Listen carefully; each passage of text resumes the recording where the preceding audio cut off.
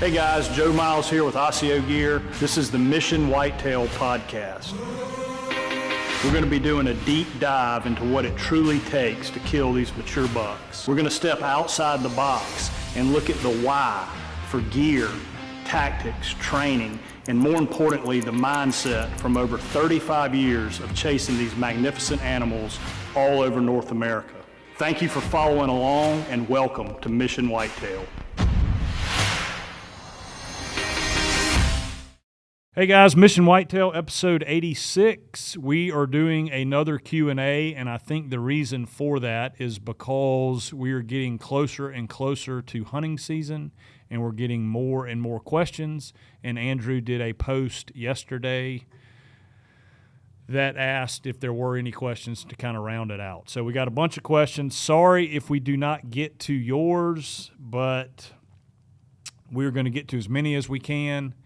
And I have some written down here on a notepad, and Andrew has some that he's going to read out. We got Wells in the studio too. So some pretty darn good questions here that will kind of make you think. So excited to dive in, and we'll get right into it. The first one came to me via Instagram, and the guy asked me to either answer him on Instagram or answer him on the podcast, and not to mention his name because I guess he hunts a public ground piece and he doesn't want people knowing that this question came from him. But it is pretty in-depth, and I am going to read it out just as he sent it to me. Let's see. I have a question. If you ever have the time to get back with me or maybe use on a Q&A, please keep my name anonymous due to others hunting my area. I am hunting this piece of public land that gets a lot of pressure, but the deer just seem to survive and grow old there. I have walked it over and over for multiple years now and I just can't find a good funnel that funnels the deer in. I keep bouncing around because I'm not confident in my spot. I have missed out on several really big deer because I can't find the spot and keep bouncing around and eating tag soup because I'm not confident in the spot. This is mountain terrain. Most of the places I hunt, I've been able to find some good funnels, but this specific piece, I have walked and walked and walked for multiple years and still cannot nail down that place to feel confident. It reminds me of how you said that place in Kentucky that was a large piece that didn't have a funnel, so you went to the smaller piece. So my question is, how do you find that type spot to grow old in, meaning sit there for sit after sit after sit, where you are not finding that funnel, but there are multiple shooters in the area? I can't leave that place that has multiple mature big deer. They just survive there due to the lack of funnels, I guess. Any help would be appreciated, man. I want it more than anything. Yeah, brother, that is That's a great question, and let me back up to start with the big property in Kentucky. We walked that thing for about 3 hours, Bobby and I did, and we did actually find the best spot on that property, and it was where two big trails came up and hit a drainage and forked off. If I had had no other property to hunt, that is where I would have hunted, and that would have been the best spot on that property. Was it the best spot that I had to hunt? No, because we left and went and looked at the smaller piece, and that had 7 different long-range corridors coming around that bluff. So that is where I hunted because it was a better place. But if that had been the only place that I had to hunt, that would have been where I hunted and that would have been where I rotted. The problem with that big track was there wasn't a lot of sign in there, on top of not having a great funnel where a bunch of trails came together. There wasn't a bunch of sign, and there wasn't any history of having big deer in there. We did end up setting up a spot for that just in case. So let's talk about your place. Big woods, public, mountain terrain. I'm not saying that there is not a funnel in there, but I find it difficult to think that there isn't one, because in mountain terrain, you're going to have some major drainages, you're going to have bluffs, you're going to have great big hills where the deer naturally want to walk around the edges. So my suggestion is this: get back in there.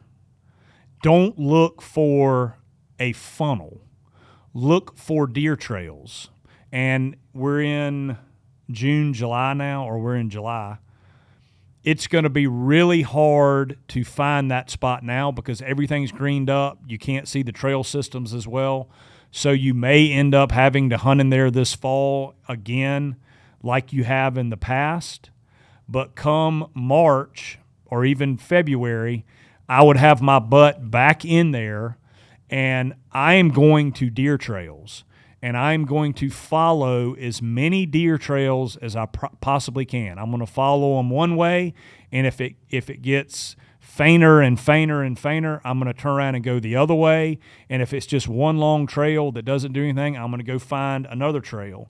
And eventually, I'm going to find a good trail that leads me to where other trails come into that.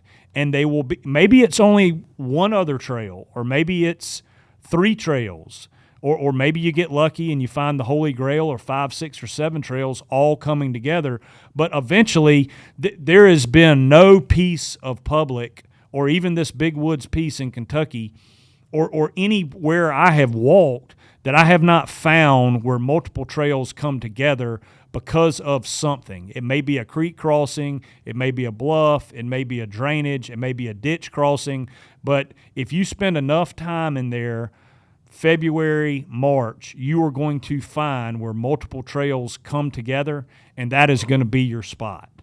And so I hope that answers your question, but instead of walking and looking for the funnel, I'm going to let the trail systems tell me where that is. So that would be what I would do in that situation. Sounds like you got a great spot. You just need to do a little bit more dissecting, a little bit more time on just letting the deer tell you where the spot is versus looking for a funnel. I'm going to piggyback right on into that because we're going to be filming a map session this afternoon that we're going to have on the Mission Whitetail Podcast.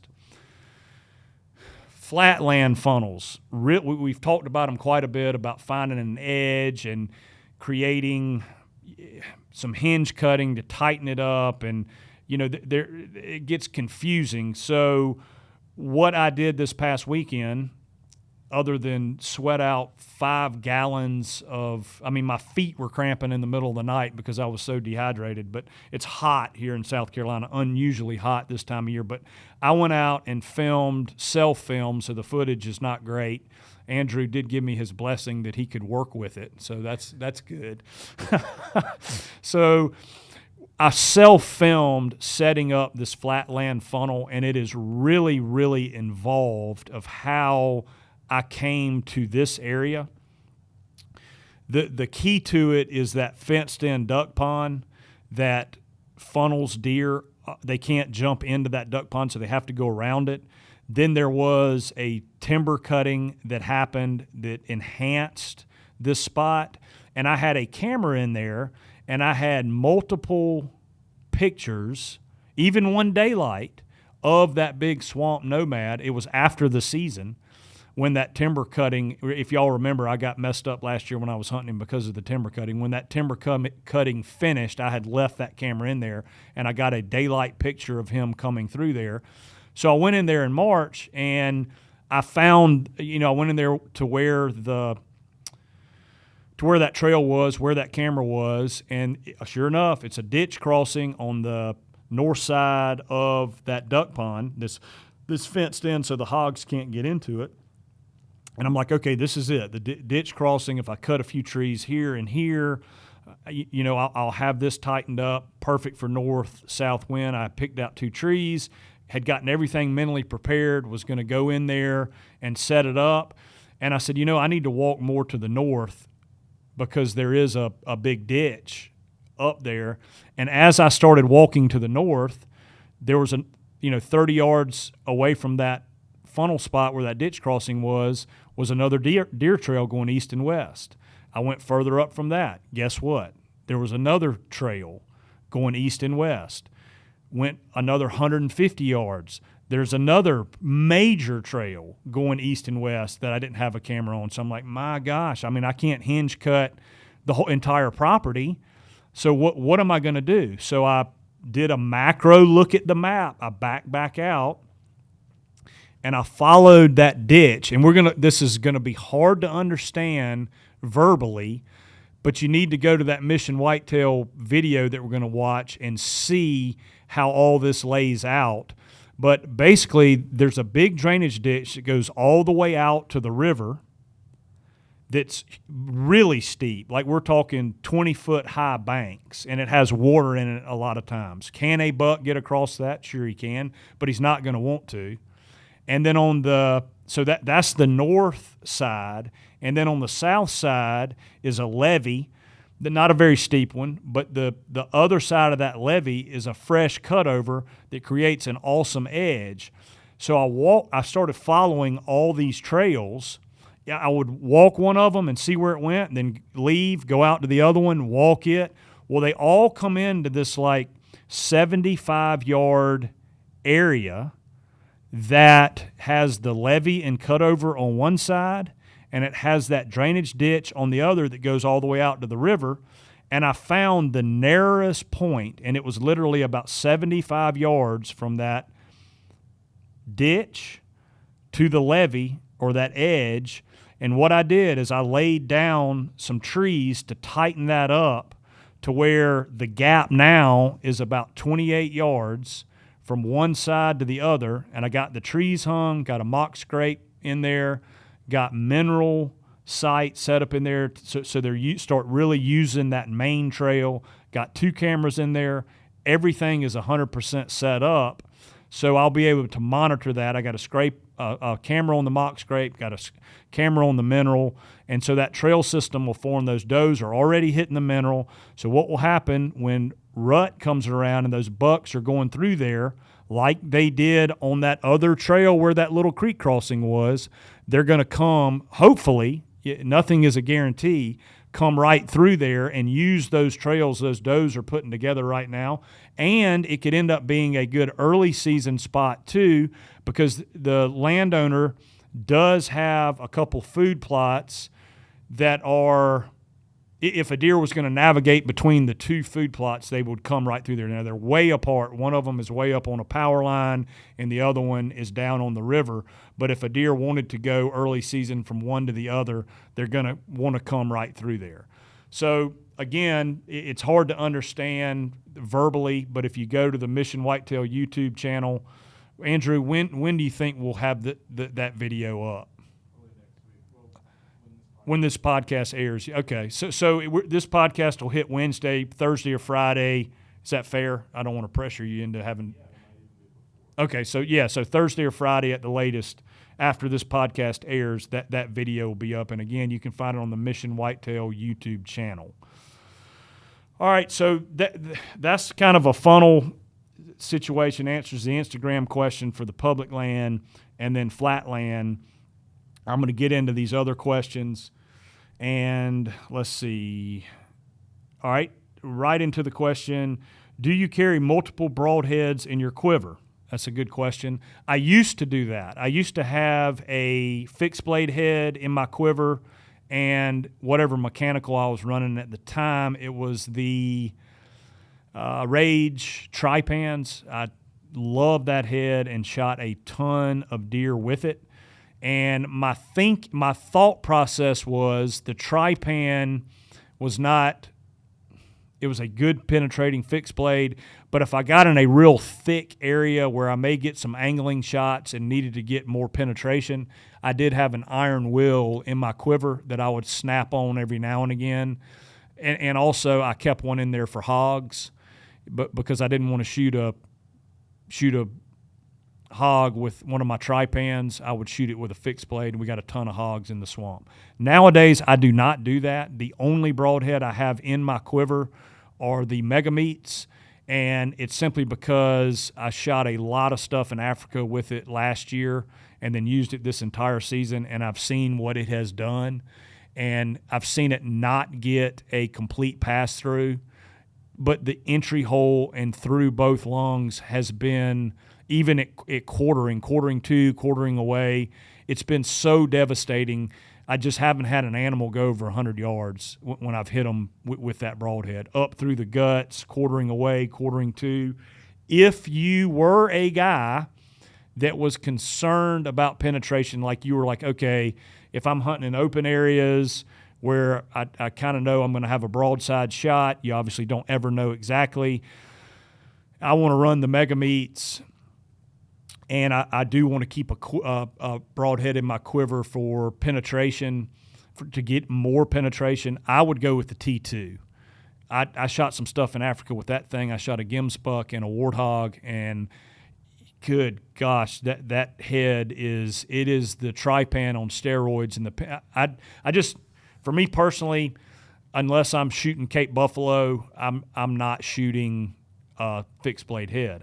The technology and what G5 has done with the T2 and the mega meat, that is where I am and where I'm laying right now. So hope that answers that question. Next is, I have an August antelope hunt. What is your clothing system for super hot weather hunts? Yep, great question. And I've actually experienced that too. It was not for antelope. I went on a all-dad hunt. It was a rifle all-dad hunt, like August 15th in Sonora, Texas, which is West Texas, and it was so hot that the soles of our boots were melting on that caliche rock or whatever it was on those roads. That's how hot it was. It was at least 115 in the middle of the day, and had some decent humidity too. And I had Kevin with me. I will say we were both in good shape. We had done a lot of training that summer, so we were very heat acclimated. But I ran the Osseo Raptor early season pants, early season hoodie, and the lightweight gloves, because the sun was so bad it was melting your boots, so it would melt your skin. The guy we were hunting with, awesome dude, he actually had heat prostration or a little bit of a heat stroke, and we didn't have to help him back to the truck to get water, because we eventually ran out of water when we killed the all-dad. But he threw up 3 different times and had to stop getting back to the truck, but he did make it back.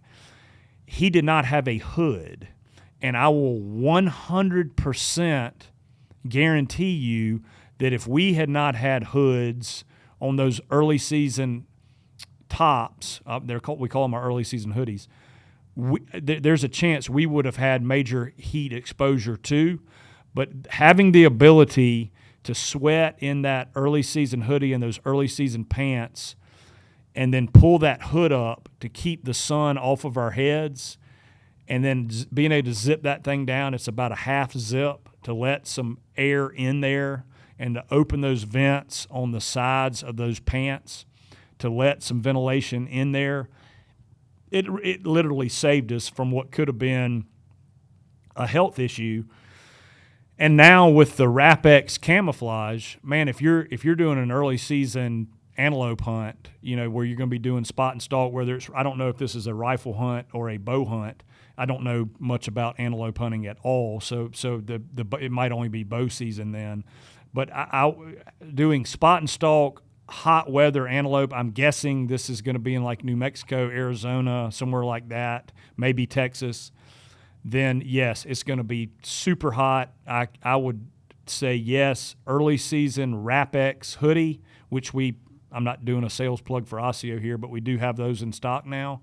And then the early season pant and the gloves. You definitely want to have some type of lightweight glove on because it's the sun exposure is brutal. All right, next question. Do you have any recommendations in Africa for bow hunting? Yes, this is a quick answer to that question. Yes, 100% we do. And if you want to reach out to me directly, joe@osseogear.com. I can get you all the information. Have got an incredible place in Botswana that is just run by a super professional family that's been in Botswana forever. Incredible guides, incredible ground blinds, already set up on water holes. I'm actually going back, taking my son and one of my really good buddies. We're going over the end of July to bow hunt again. So yes, if you are interested in doing Africa bow hunting, the beauty of it is you get to test all your equipment out on really tough animals. It's a great fun hunt. Africa is awesome, and it's done during the summer, so it's winter over there, summer here. You get a break from the heat and get to hunt some really cool animals. So yeah, absolutely can help you out with that. Let's see. Next, is there a preferred height you like to get in your tree stand? I think I've answered this multiple times, but maybe a new listener here. Completely cover dependent. Sometimes I will be sometimes I'll be one stick off the ground if it's a cedar tree in Kansas. If I am hunting the river swamp here in South Carolina, I've been as high as 5 sticks because a lot of the trees, especially in the winter when the foliage is off, is gone. So I need to get super, super high so that I'm completely out of the peripheral vision of the deer.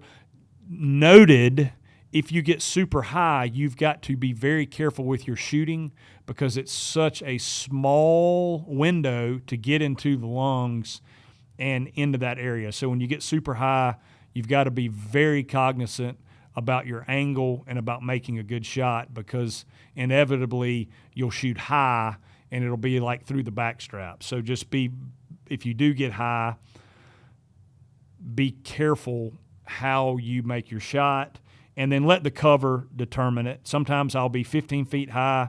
I mean, a perfect whirl, I would say that 15 to 22 foot range is a great angle. When you start getting over 15 feet, you start getting high enough, especially if the trails are close to you inside 20 yards, you start getting out of their peripheral vision. Terrain is also a thing. If your stand is down like in a ditch or a low spot and the trail is higher, you might have to get higher so that you're not eye level with them. So let the terrain, let the cover determine how high you get. Let's see. Is there a preferred? Oh, no, I just read that one. Will there be another Bobby Worthington field course? Yes, there will be. And a little teaser here, we are currently working on an online course where we take all of the funnels that we worked and we filmed all that. Andrew and Wells filmed all that multiple times, as well as the classroom presentation.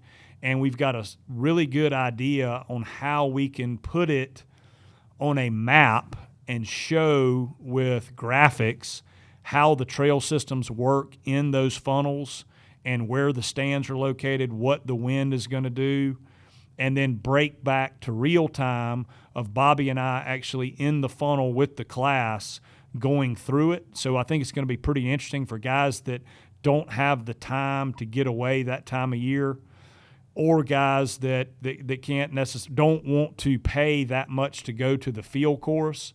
This will be a better price point, and you can have it. It'll be yours. You can watch it multiple times. You buy into the to the course, and it's yours to keep. So we're working on that. We want to have that set up by the 1st to middle of October.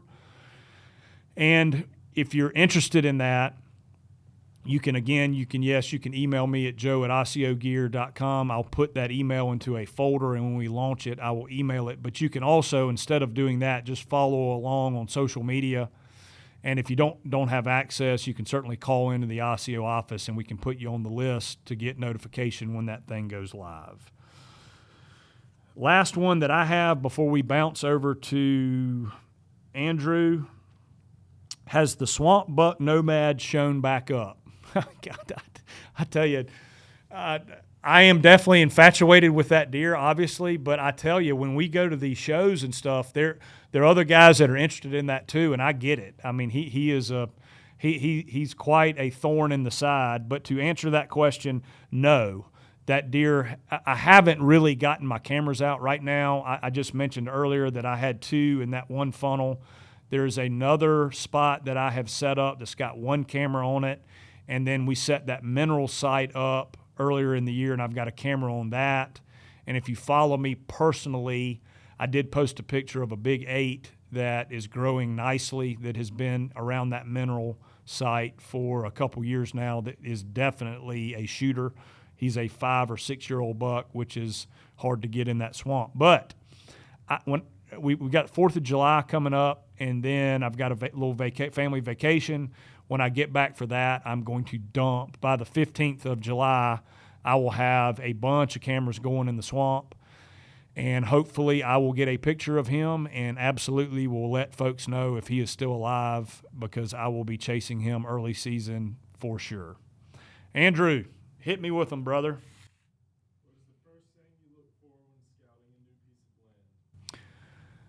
The question is, what is the first thing I look for when scouting a new piece of land? And the first thing I look for is, how is this property set up? Is it set up for early season hunting, or is it set up for more of a rut spot? If it is an early season spot, and what does that mean? Let's say it is a 50-acre piece on the edge of giant bean field, where I know that the deer are going to be coming out of there to hit the beans. Then what I will do in that thing is I will determine, okay, that is an early season spot, so I need to focus on that, for that opener for, say, September, like a Kentucky spot, South Carolina spot, Alberta spot, somewhere that comes in super early, where their bucks are still patterned and they're hitting that food early. So that would be my determination. That would be the first thing I would look at. If it doesn't set up for that, if it's a rut type spot, then I'm going to go in there and look for some historical sign. I'm going to look for maybe a single buck's travel corridor where there's some big rubs, some big scrapes, old scrapes down, say, a logging road, and it's a single buck travel corridor where I might can get on him pre-rut.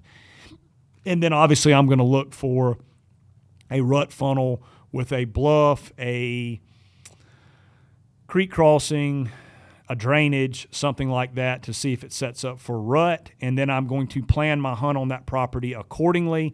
I'll either hunt it just the early season, I'll hunt it just that single corridor, or I'll plan on being in there for the rut if it sets up for a rut funnel. So that's what I look for in a new property right off the rip. Those are the first things that I do. Is the first thing you got to do is determine what it is, because if it is a early season spot, there's no reason to go in there and hunt that property during the rut. So I would only hunt it early season, and then vice versa. If it is a rut type property, I'm going to completely stay out of there during the early season.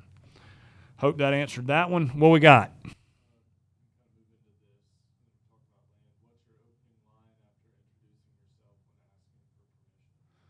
What is my opening line when I'm quote unquote door knocking, looking for permission to hunt a new spot? What is my opening or my second line or my opening line after I introduce myself? That was the question. Guys, I am not a cold call door knocker.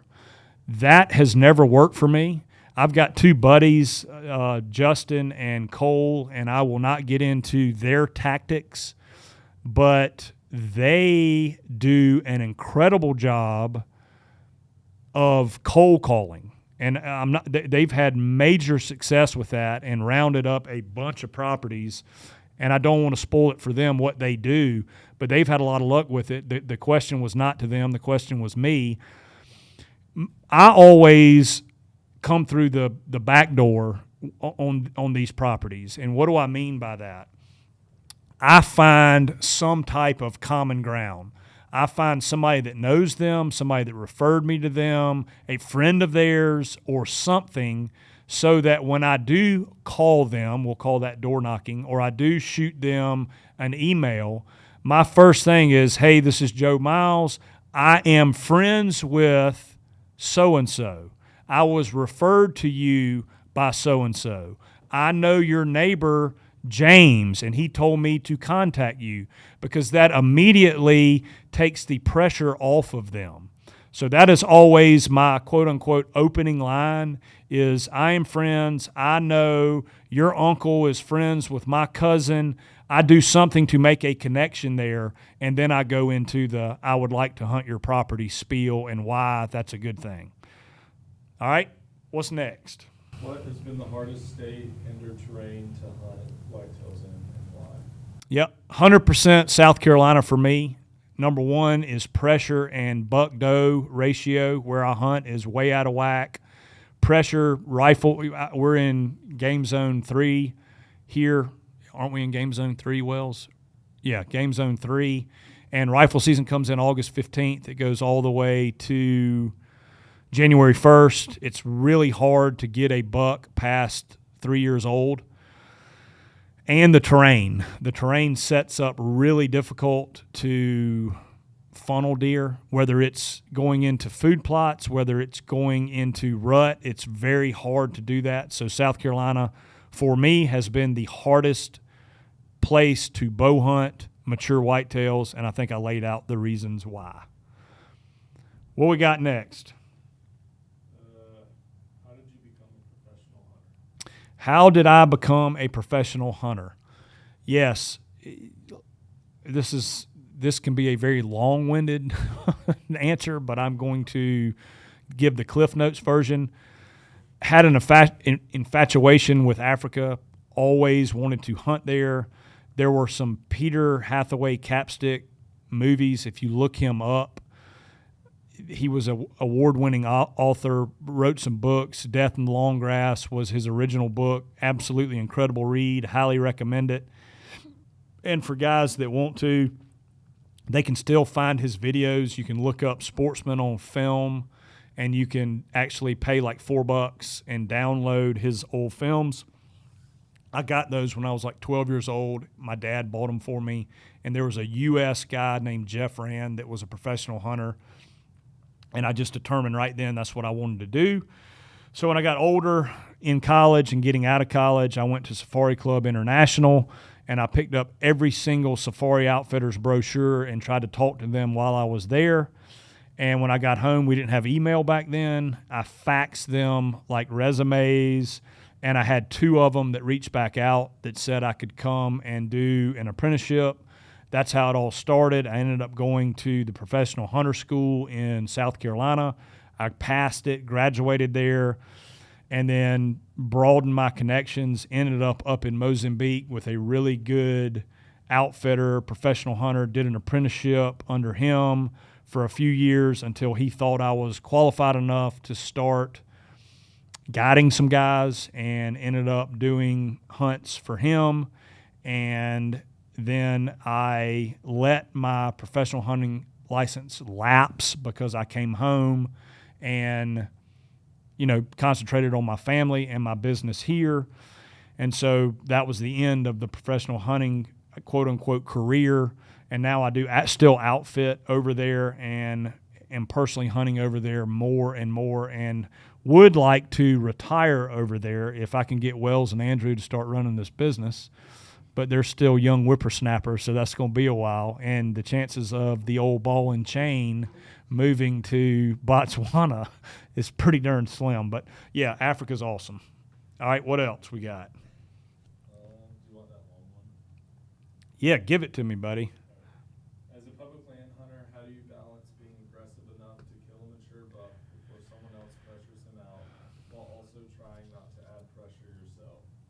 on access and pressure. Whoa, we're going to have to break this up. All right, so because they can't hear you. All right, so the first question is hunting public land. How do you go about being aggressive when people are hunting early? Do you hunt early? I'm paraphrasing. And how do you not pressure it yourself? And keep going. That's the whole thing. How do you be aggressive? Oh, when do you be aggressive? When do you not be aggressive without pushing the deer out of there? The deer and yourself, like, I guess running yourself to death. And running yourself to death. Yep. Okay. So this falls into exactly the Bobby Worthington school of hunting. The first thing is you can't control what other people do on public land. And I am probably not the best guy to speak to public land. I used to hunt public land a lot when I was younger, especially out in Mississippi and Illinois. I hunted public land a lot. In the last 10 years, I have not hunted. I'm trying to think of it. I mean, you hunt in Alberta, which I have. It's Queensland up there, so some of that is public land, I guess you could say. But it's not like here because it doesn't get a ton of pressure where we were. So this fits right into the Bobby Worthington school of thought. And that thought is you can't control anything that anybody does on public. So get that out of your mind. You can't control it. You can't prevent somebody from walking right through the bedding areas. You can't prevent somebody from getting in there when all the mature bucks are nocturnal and kicking them around and running them ragged. So what do? What you do is you get in that public land, like we touched on earlier, and I really, people are probably going to hang up on the podcast because I talk about this too much, but I'm just trying to drive it home. You have got to find the funnel that is pushing the most deer on that public property through it, and that is where you've got to hunt. And you have got to wait until those nocturnal bucks, in September and October, they're completely nocturnal. You got to stay out of that spot. And then as soon as they break, as soon as you start getting that colder weather, end of October into November, when those bucks start that long-range movement and they start breaking daylight, that is when you have to, quote-unquote, burn yourself out and stay in there as much as humanly possible. That is how you attack those high-pressured public land places that have big deer. And I've heard Bobby say it multiple times. He's gone in and walked different properties, and especially a lot of big woods public, and found the best spot where 7 or 8 long-range trails come together, and there has never been a sign of another tree stand being in there, and it just blows his mind. So again, guys, get in that public, follow those trail systems, and follow where they intersect, and when they come together where you've got 2, 3, 4, 5, 6, 7 long-range trails coming around a particular geographical feature, that is your spot. Keep that completely to yourself, and then that is where you will be wasting away as much as you possibly can during the time of year when those bucks are going to break daylight and where they're going to be forced into traveling in certain areas. Hope that answers that question. We got any more? You want to end on a fun one? Yeah, let's end on a fun one. You got to choose one of your employees to rob a bank with. Who would it be and why? If I had to choose one of my employees to rob a bank, who would it be and why? Who sent that question in? Meredith, you dirty dog. Man, all right. I would not want to get Andrew and Wells in trouble because they're good young guys, so it would not be either one of them. From an intelligence standpoint and setting up the bank robbing strategy, I would definitely get them in on that. but I would sign something that said they were no part of it whatsoever, so they wouldn't be accomplices. So from a strategy perspective, it would not definitely not, I mean from a actual execution, it would not be them, because if we got called, I wouldn't want them getting in trouble. Cole does not have enough common sense to pull anything off, but he is an absolute genius when it comes to business stuff, so it sure as hell wouldn't be Cole either. That leads us with Zach, Shane, and I guess we could say Rendell.